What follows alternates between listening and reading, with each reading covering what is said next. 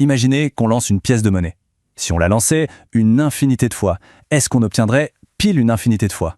Eh bien, la réponse, grâce aux maths, est à la fois oui et non.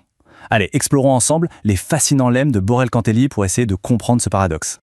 Voilà la question qui est au cœur de notre exploration. Pensez à un jeu de dés, par exemple. Si on continue à lancer les dés encore et encore, pour toujours, est-ce qu'on va obtenir un double 6, un nombre infini de fois? Ou est-ce que, d'une manière ou d'une autre, la chance finit par s'épuiser? Et c'est là que ça devient vraiment intéressant.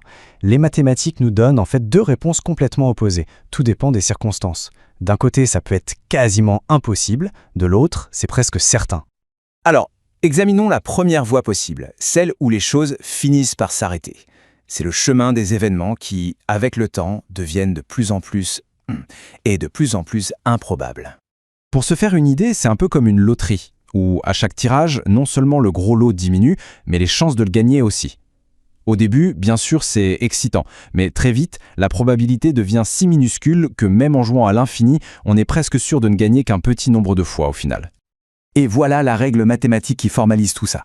Quand on dit que la somme des probabilités converge, ça veut juste dire que si on additionne toutes ces chances qui diminuent sans cesse, on obtient un nombre fini. Le total ne part pas vers l'infini. Et si ce total est fini, eh bien le nombre de fois où l'événement se produit sera lui aussi fini. C'est comme si les événements s'épuisaient mathématiquement. Bon, mais que se passe-t-il si les chances ne diminuent pas si vite que ça? C'est là que la deuxième voie entre en jeu. Et tout, absolument tout, repose sur un seul ingrédient magique, l'indépendance. Et ça, c'est le second lemme. Ici, l'idée que la somme des probabilités diverge, ça veut dire que même si les chances sont faibles, elles ne s'épuisent jamais vraiment. Si on les additionne à l'infini, le total devient infini. Et si, en plus, chaque essai est totalement indépendant du précédent, alors là, c'est une certitude mathématique, l'événement va se produire encore, et encore, et encore, à l'infini. Alors on peut se demander, qu'est-ce qui rend cette indépendance si puissante dans ce contexte? Pourquoi est-ce que c'est ça la clé? Pour bien comprendre, regardons ce contre-exemple tout simple. Imaginons que notre événement A, c'est « il pleut aujourd'hui ». Si le premier jour il ne pleut pas et que chaque jour suivant est une copie conforme du premier, c'est-à-dire non indépendant, alors il ne pleuvra jamais. La somme des probabilités de pluie diverge parce qu'on l'ajoute à l'infini, mais comme l'événement ne se produit jamais, il ne se produit pas une infinité de fois. C'est l'absence d'indépendance qui casse tout le mécanisme. C'est exactement ça. Sans indépendance, on peut se retrouver coincé dans une boucle. Un premier échec pourrait, en théorie, se répéter pour toujours. L'indépendance, c'est ce qui garantit que le jeu est remis à zéro à chaque fois, qu'on a une nouvelle chance, complètement libérée de l'influence du passé.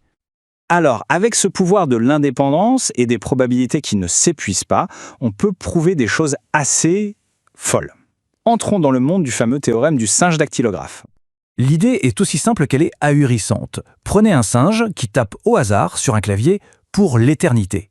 Eh bien, il finira non seulement par écrire Hamlet, par pur hasard, mais il écrira un nombre infini de fois. Et ça, ce n'est pas de la philosophie, c'est d'une certitude mathématique. Et la preuve, c'est une application directe de notre second lemme. Réfléchissons-y une seconde. On découpe l'immense flot de lettres tapées par le singe en blocs de la taille de Hamlet. Chaque bloc a une chance minuscule, mais fixe et non nulle, d'être exactement Hamlet. Le point crucial, c'est que chaque bloc est indépendant du précédent.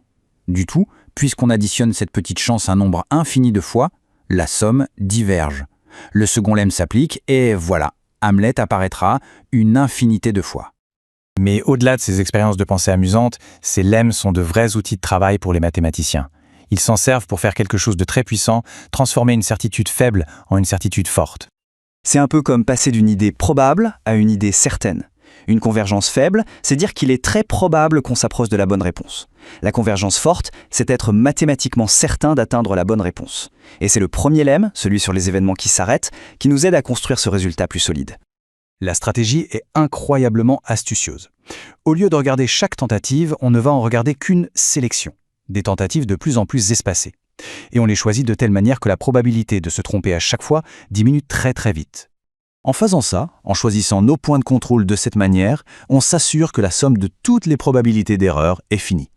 Et qu'est-ce que nous dit notre premier lemme? Si la somme des probabilités d'un événement, ici l'événement faire une erreur, est finie, alors cet événement ne peut se produire qu'un nombre fini de fois. Les erreurs finissent donc par s'arrêter. Et la convergence devient une certitude absolue. Finalement, qu'est-ce qu'on doit retenir de tout ça? Quel est le lien entre ces deux mondes, celui des mathématiques abstraites et celui du hasard? C'est là toute la beauté des lemmes de Borel-Cantelli.